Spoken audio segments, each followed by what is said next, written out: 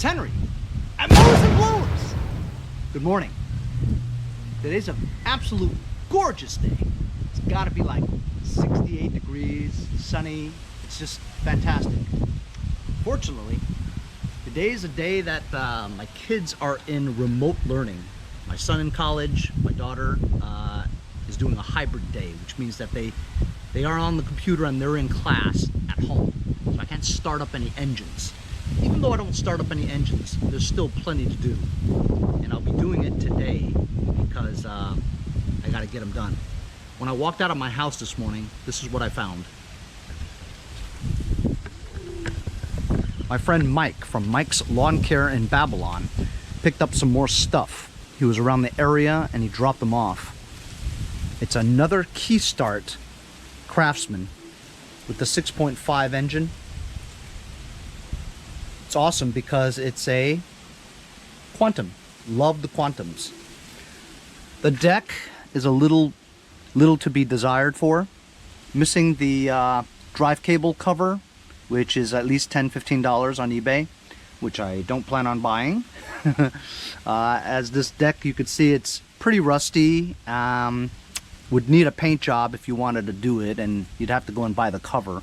But I'd like to see if this engine works because I have plans for it. It does come with a big bagger. This version has an extra large bagger, you know. You guys know what I mean. There are Craftsman baggers like this that are smaller, but look at the amount of leaves you can put into that bagger, you know. So it's definitely worth it. Also, it has the hiding battery on the inside, key switch with the key. Don't know if any of this stuff works. It's just here, you know.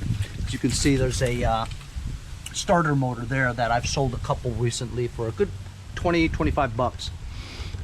Also, what we have here is a hedge trimmer. It's a Little Wonder. Not bad. I've never had a Little Wonder hedge trimmer before. Almost looks like a Red Max, no? Anyway, thanks a lot to Mike from Mike's Lawn Service in Babylon. Bag's a little worn. But whatever. Free! So check this out, baby. I've got a lot of push mowers left over that I haven't been able to sell recently, and looks like about 15 or so. I've been slowly using these and depleting the gas out of them by mowing my lawn with them. There were 3 or 4 that actually didn't start. You know, I'm not sure whether or not it's because it has very little gas in it, or it's been sitting here for so long that the ethanol is broken down and I gotta clean the carbs again, you know what I mean? It's been sitting here for a long time. The majority of them do run and start. Some start and they don't sound great, you know, and then there are some that don't start at all. I'm not sure whether or not it's because of no gas in them or whatever, you know. I mean, sometimes you open the gas cap and you look inside and it looks like there's still some gas in there, but, you know, just wet looking, you know. You don't know whether or not that's enough to have enough pressure to push the gas into the carburetor. You know, I just not 100% sure and didn't want to mess with them. But it looks like that when I do start to near winter, right, as it gets super cold, and I know that I'm definitely not going to sell any of these lawn tractors, I might have to do the swaparoo, you know. People that have a lot of machines for the winter, a lot of machines for the summer, you do a swaparoo by taking all my snow blowers out of that shed over there, bringing them into my garage, like I have room for anything in my garage, and put my summer machines, and I'm gonna stack them like 3 high just so I can fit all this stuff in there, you know what I mean? So that's another day. It's still nice out. I haven't even winterized my pipes yet. So looky here, this is a lawn boy that I picked up recently thanks to a tip from Quinn the mailman, and I just brought this back. It has a decent deck, you know what I'm saying? This engine is also, I like this engine a lot too.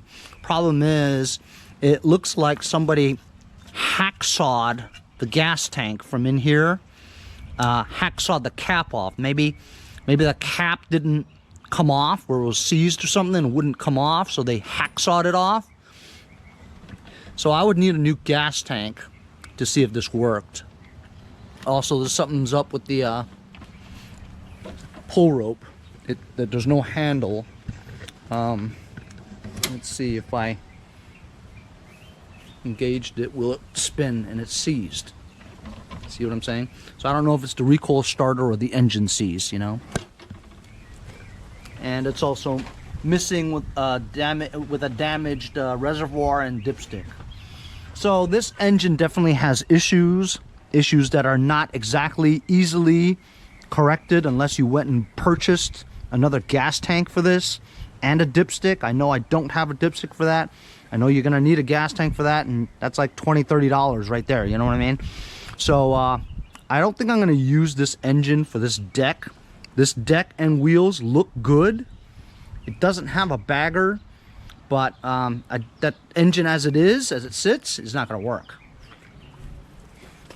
So maybe before winter comes, I might see about getting this engine started, putting this engine on that deck, and then getting rid of this, you know, which would be a shame because I'd like to use this bagger. But I'm pretty sure that this bagger fits on one of those Craftsmans that don't have a bagger included with this one here. This will fit on one of the Craftsman lawnmowers that don't have baggers. I'm sure of it. You know, I have so many. I know I have so many that don't have baggers. Actually, if you're just looking at right there, this one here, that one looks like this one will fit.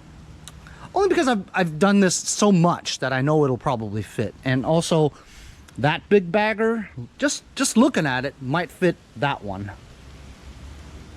Or the one right in front of it. You guys know what I mean. Anyway, so that's the plan. I'm just going to keep this stuff here. I also have 2 Toros that are in there. It's in there with my red Craftsman LT 1000 or 2000, one of those. It has that welded deck. I've got just like so much equipment, you know, and I'm a little overwhelmed, to be honest with you. I honestly, I don't want them, you know.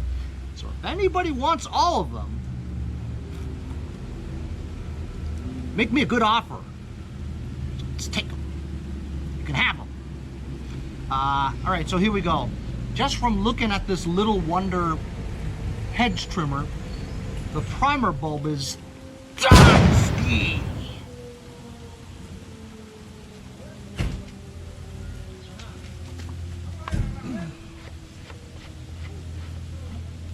Oh, got some gas in it, which is actually kind of promising. You know why? Because if it has fresh gas in it, and it looks fresh, okay, means that this was probably working until the primer bulb busted and the guy goes, ah, forget about it, threw it out. So maybe this thing works just perfectly fine and all it needs is a primer bulb. That's it. That's all that appears to be wrong with it. Let's see if it pulls. Feels good.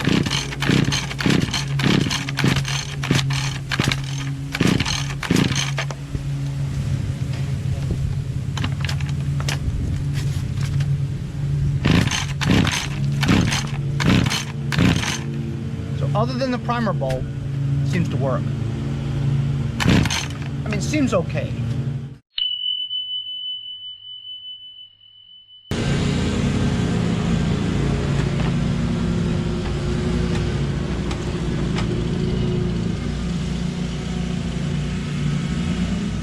As you saw from yesterday's episode, I fabricated a ceiling or roof for the frame of my canopy.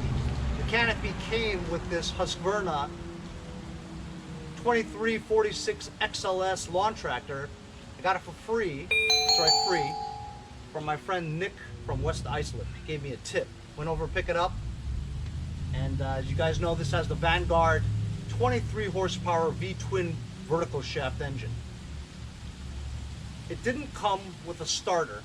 I tried my 2 other starters, but it wouldn't fit, because the plastic ring gears are 16T, the metal ring gears are the 14T.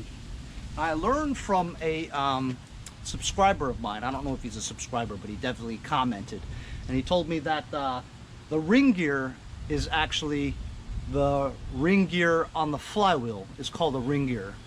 The gear that's on the starters is called a Bendix gear. So thank you very much for that information. I've been calling them ring gears because I've heard people call them ring gears on other YouTube videos, which is where I learn how to do anything, is other YouTube videos, you know? But I'm glad that because I started YouTubing that I've learned so much information that I'm happy to spread the information on to others. But thank you very much for, you know, the experts who watch my videos and comment on it to correct me, because, you know, like I said, I'm not a mechanic. I'm just a wrencher, and I only learn the terms from other YouTube videos. So, like I said, so the gear on the starters are called Bendix gears, and the ring gear is the ring gear that's on the flywheel. As you know, there are plastic ones, aluminum ones, and steel ones. So that is a 14T metal Bendix gear starter, and it won't fit because I learned that the one for the Vanguard V-twins are a 15T. There's 15 teeth on the Bendix gear, steel, for the steel ring gear on the flywheel. I know it's a lot of information that you got to know, but I did buy one on eBay for $35. It's a third-party one, copy. It's not an original OEM one for Briggs, but it was only $35 brand new. So I've got that, and I'm going to open it up, and today I'm going to install it onto there. Mailbag. Ooh.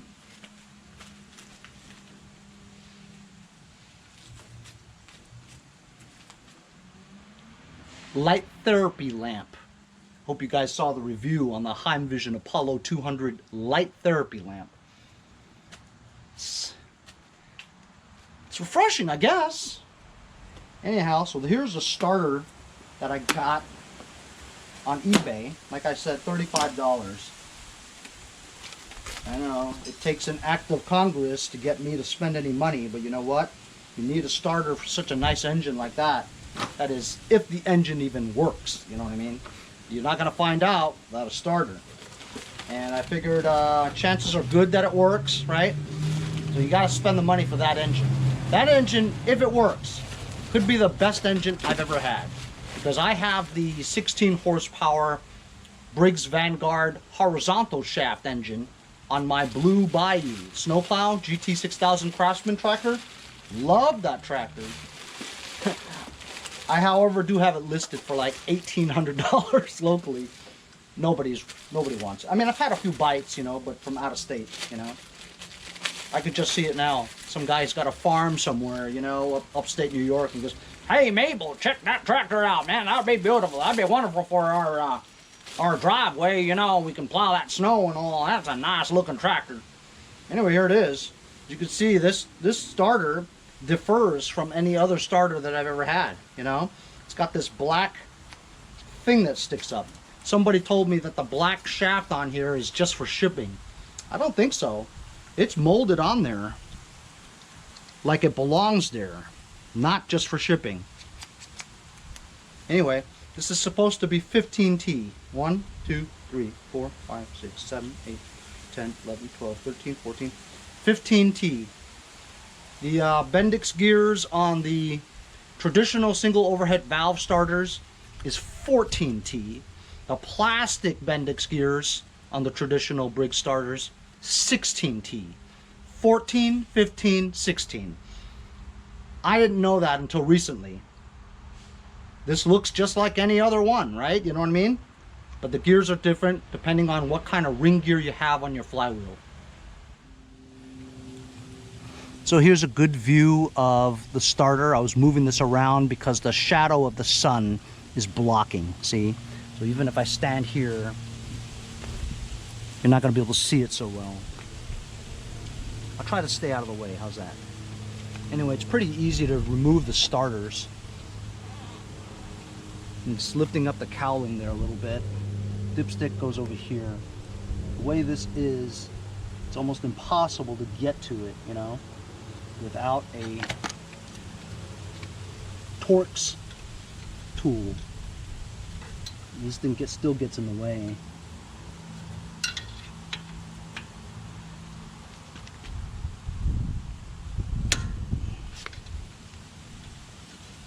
way it is, it's just, there's no other way to remove this, you know? You know what I'm gonna do first though? I'm gonna loosen the starter cable, the 12-volt power cable attached to the starter. You really have to hold the inner nut and turn the other nut off, because if you turn the inner one too, it'll break and rip the wire right out of the brushes.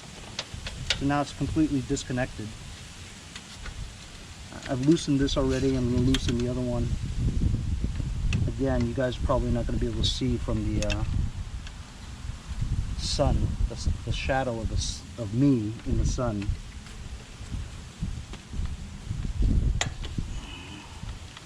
Now both bolts are loosened.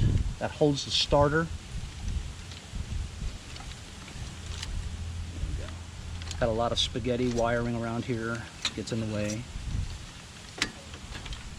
It's loose.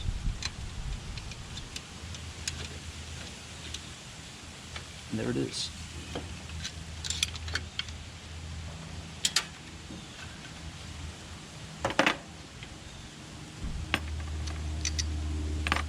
So there it is. Here we're going to compare exactly what the starters look like.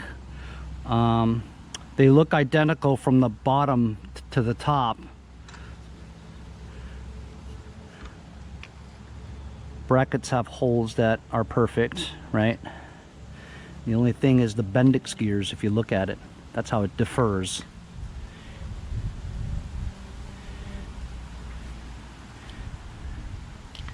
See how this one is just a smidgen, a millimeter lower than where the holes are? But look at the level of the ring gears. I'm sorry, the Bendix gears. They're the same level, essentially. The only difference, really, and these are heavy. My 52-year-old wrists are having a difficult time holding it steady. It does seem like the this one here is out a millimeter more. The reason why I was having trouble was because this Bendix gear was getting caught up on the ring gear of the flywheel. It was getting caught. This one seems like it's about a millimeter more outward. And also the teeth. This teeth is only 15T and this is 14T. So you know what? I'm gonna put this on and see what happens. Hope you guys can see with the shadow. It's still very bright out, so you should be able to see better than normal. Okay, look, there's a stator wire that leads underneath here.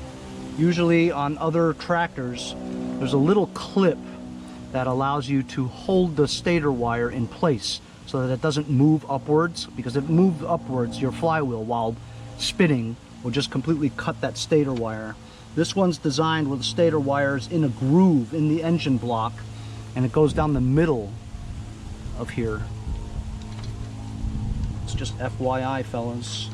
I know there's not a lot of videos on Vanguards, and that's why I'm doing a video about every little thing about the Vanguards, because it will get good views. Oh, see, now that's difficult. How am I going to get my hand in there to put that in there, you know? Unless I put it in the hole first, just so I can hold it there. You know what I mean? Yeah. Now, use this wrench, push it in there.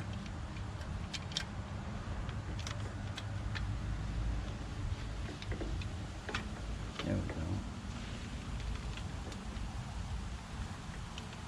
Just to get this one started, and then I could kind of weasel this other bolt, put it on here, hope it doesn't move.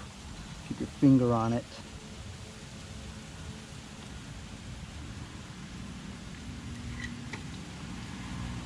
Did that make it?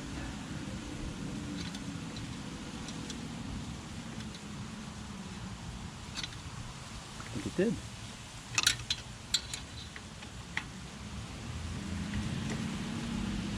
Wiggle it a little bit to make it easier for you to turn.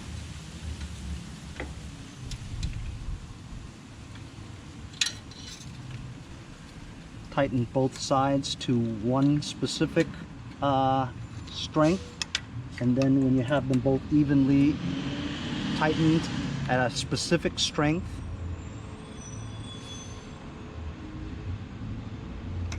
you can tighten them down, you can torque them down to a very heavy tightness.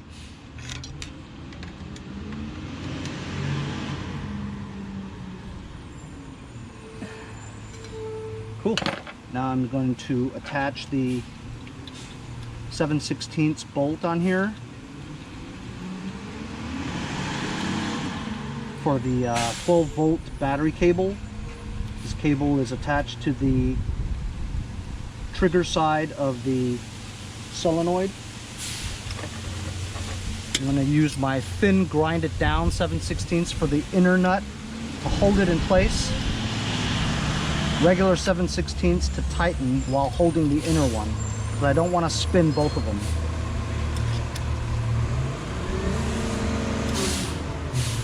Garbage men are here. I'm sorry, sanitation department. So there we go. Our starter is installed.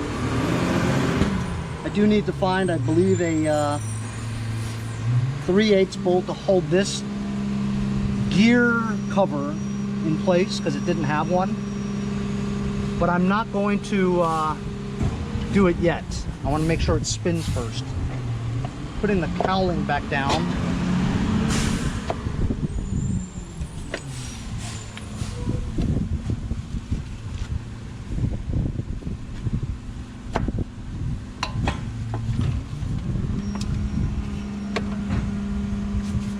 Gonna put it like that. All right, so you know what, I'm gonna give it a couple of cranks and see if it works and if it spins the flywheel. The one that I had before, this one here, the 14T starter, it turned and it got hung up on the ring gear on the flywheel. So this one is supposed to be the right one for here. The battery's been charging overnight. It's a bad battery, but it should have enough to turn it. All right, as you can see, there's no gas going to it because it never had gas, but I just want to see if it turns. So this engine will not start.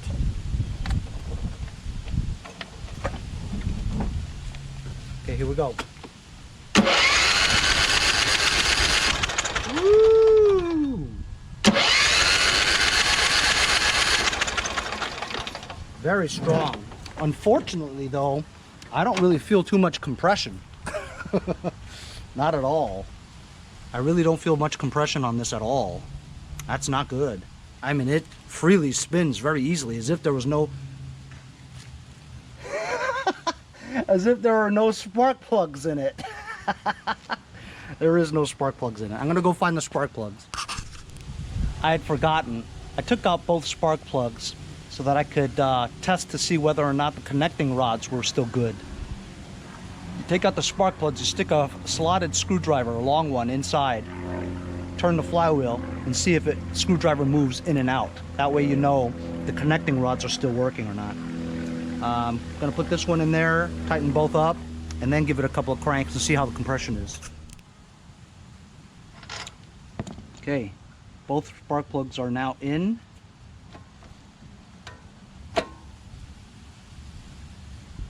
Let's crank her now and see how the how it sounds.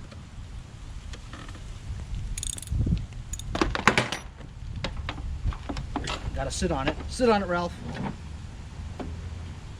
Here we go. Very nice. Feels strong. Battery seems strong. Starter feels strong. So you know what we're gonna do now? I'm gonna blow some go-go juice in here and see if it turns over. If it turns over, I think we're good. You may need a carb clean or something, but if you spray it in the mouth of the carburetor, and this is a good engine, it should at least turn over, you know? Unless the carburetor is completely blocked. But I'm just gonna assume that we're gonna be able to at least get, all right. choke flap freely. Let me get some go-go juice. This is what the front of it looks like after I've taken off the air cleaner cover, air filter. That's what it looks like. You can see that there's a side choke lever which is disconnected from the main choke lever, so you can manually move the choke with your hands. It's not spring-loaded. See, if I put it up to open, it'll sort of stay there, but if you move, it'll fall down. So I ideally would like to get a new choke cable for this. Anyway, that flap is open. I'm using contact cleaner from my friends over at Lucas Oil Products just to combust. So I'm going to spray it in the mouth. And there's two mouths, I believe, because it's a V-twin, right? All right. Let's see if it... what do you guys think? It'll turn over?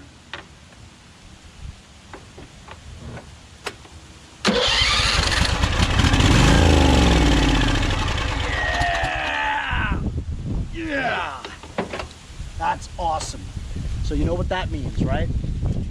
Just from today, we know that the ignition switch works, the starter solenoid works, the starter works, and the engine works. Awesome. Do we go further? No, we don't go further. Do you know why? Because I can't start up any engines today because my son and my daughter are doing remote learning. Yes, I know the landscapers were around anyway, but hey, I gotta try to do my part, you know what I'm saying? That's great. I am stoked that this engine fired up and ran. Sounded pretty good, didn't it? You know, for that little bit that we had it started. Let's address the gas tank. Why did the guy remove the fuel line to a fuel filter, right? A fuel line to a fuel filter that goes to the fuel pump that gets the gas into the carburetor. Why did he remove it, you know? Unless he removed it just to take the starter off, because it didn't have a starter. So that might have been it. So I'm gonna get a, because this is a fuel pump engine, right? An engine that requires a fuel pump. The reason why it requires a fuel pump is because the gas tank is in the back. For gas to be transferred from the back to the carburetor going uphill, it needs a pulsed fuel pump. The pulse is from the valve cover, from the crankcase pulse, right? It pulses the diaphragms inside the fuel pump that moves it, gives it a vacuum sucking action that sucks gas from the rear of the tractor to the carburetor. That's what the fuel pump is for. For people who have gas tanks that are right behind the engine, the gas tank is usually higher than the engine. Because it's higher than the engine, the fuel from gravity is pulled into the carburetor. These are more complicated if you have problems, because the diaphragms could be very bad. Ethanol could have broken down the diaphragms in here or clogged up the fuel pump, which means you'd have to replace the fuel pump, right? But the only good thing is that you'll never really have a carburetor leak, you know, in the essence of a carburetor leak, you know, because gas is not continuously flowing to the carburetor. It's only flowing to the carburetor when the engine is cranking to give it that pulse, to get the fuel to the carburetor. So I'm gonna get there are two types of fuel filters. There's the gravity fed kinds, and then there's the fuel pump kinds. I'm gonna get a fuel pump kind and a gravity one just to show you. So you guys may have seen this a lot. This is the gravity, this is the fuel pump kind for tractors with gas tanks that are in the back, and if you have a fuel pump. This has a paper element filter inside. You could see through it, right? It has an arrow that tells you the flow of the fuel. So you want to put it on like this, because the fuel flow is going from the back to the front. That's the direction of the fuel flow. So you want to attach this on like that. They also have this kind, which is unidirectional. It doesn't matter which direction you put it, right? Because all there is in there is there's a micron filter in there that filters out leaves, debris, and all that stuff. But this is probably better if you're talking about super small debris. It can't get trapped through, it can't go through the paper element. Whereas this one is just like a metal mesh thing on the inside that keeps out the majority of bigger debris, you know? So anyway, this belongs on gravity-fed fuel tanks, the kind that are behind your engine, that doesn't have a fuel pump. This one is designed for this type of engine. I mean, I've seen these on all kinds of engines, but just as a rule of thumb, that's what you're supposed to do. Now, before I shove this in here, I'm gonna blow and see if this is obstructed. That's good. So I'm blowing, but can I suck? And I can't. So that's the reason why I think this might be okay. Because if you blow, air goes through. You can't suck because it's only one direction. And you can't because there's like a check valve that closes when you suck. On the other hand, my free, I thought I was getting a free one, but this is pretty much DONESKI. Or maybe it's not. Hey, maybe it still works.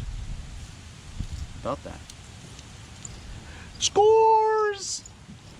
Alright, I got a free vice grip. Let's blow in here and see if, man, oh man, look at this. This is crimped so badly. This is crimped so badly. I don't know how long this has been here. Apparently it looks like it's been crimped for a long time. I want to see if I can blow freely through here to the back of the gas tank.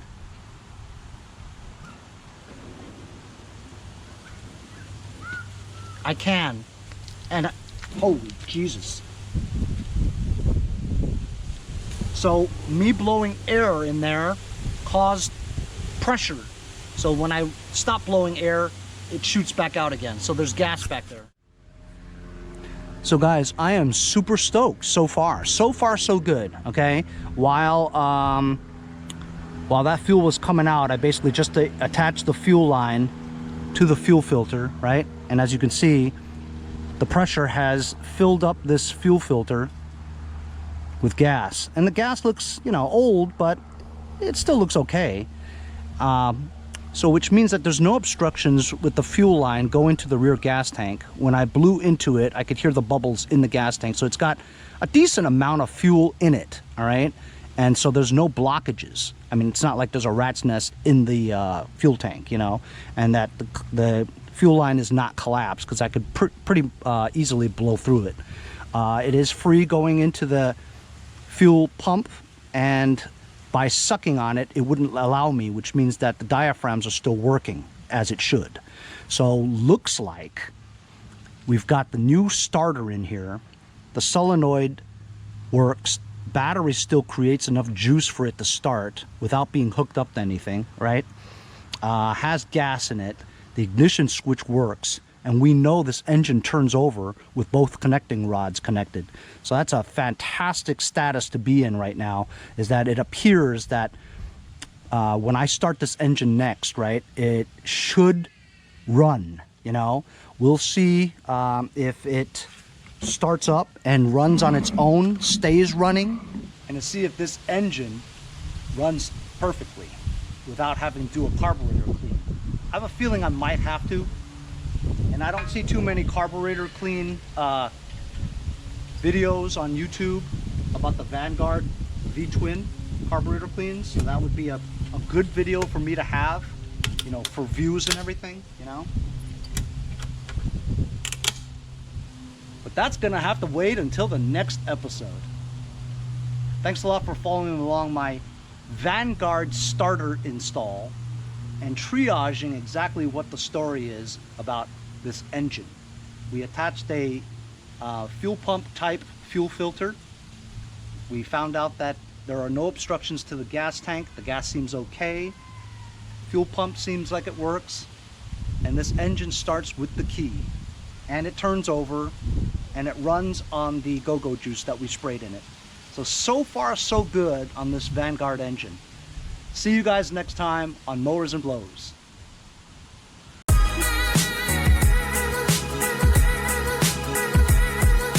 Hey, if you guys enjoyed the video, remember to give me a like.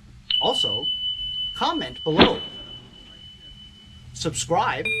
Remember, it doesn't cost anything to subscribe. It's free, right? Also, hit that little bell. That way you'll get post notifications whenever there's a new video and you won't miss out on any of them.